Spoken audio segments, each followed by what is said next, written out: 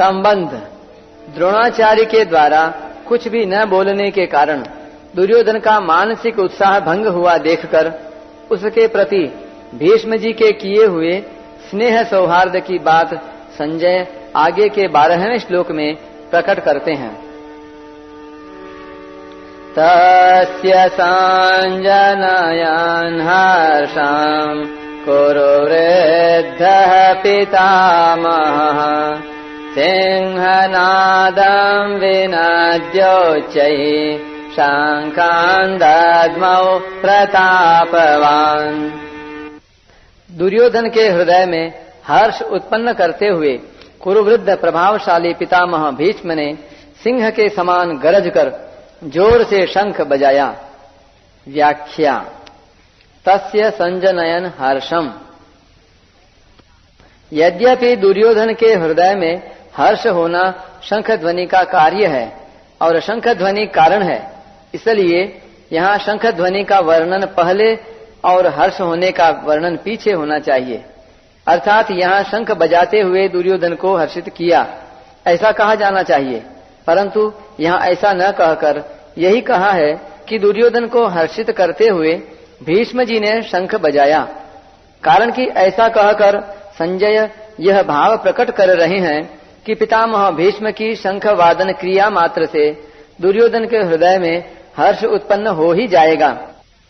भीष्म जी के इस प्रभाव को द्योतन करने के लिए ही संजय आगे प्रतापवान विशेषण देते हैं। कुरुवृद्धः। यद्यपि कुरुवंशियों में आयु की दृष्टि से भीष्म जी से भी अधिक वृद्ध बाहलिक थे, जो कि भीष्म जी के पिता शांतनु के छोटे भाई थे, तथापि कुरुवंशियों में जितने बड़े बूढ़े थे उन सब में भीष्म जी धर्म और ईश्वर को विशेषता से जानने वाले थे। अतः ज्ञान वृद्ध होने के कारण संजय भीष्म जी के लिए कुरुवृद्ध विशेषण देते हैं। प्रतापवान। भीष्म जी के त्याग का बड़ा प्रभाव था। वे कनक कामिनी के त्यागी थे, अर्थात उन्होंने राज्य भी स्वीकार नहीं किया और विवाह भी नहीं किया। भीष्म जी अस्त्र शस्त्र को चलाने में बड़े निपुण थे और शास्त्र के भी बड़े जानकार थे। उनके इन दोनों गुणों का भी लोगों पर बड़ा प्रभाव था।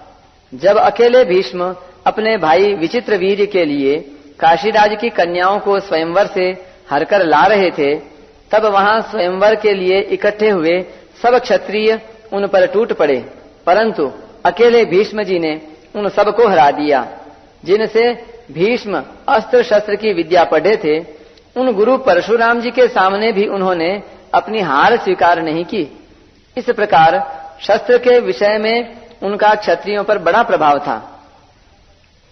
जब भीष्म शरशैया पर सोए थे, तब भगवान श्री कृष्ण ने धर्मराज से कहा कि आपको धर्म के विषय में कोई शंका हो तो भीष्म जी से पूछ लें, क्योंकि शास्त्र ज्ञान का सूर्य अस्ताचल को जा रहा है, अर्थात भीष्म जी इस लोक से जा रहे हैं।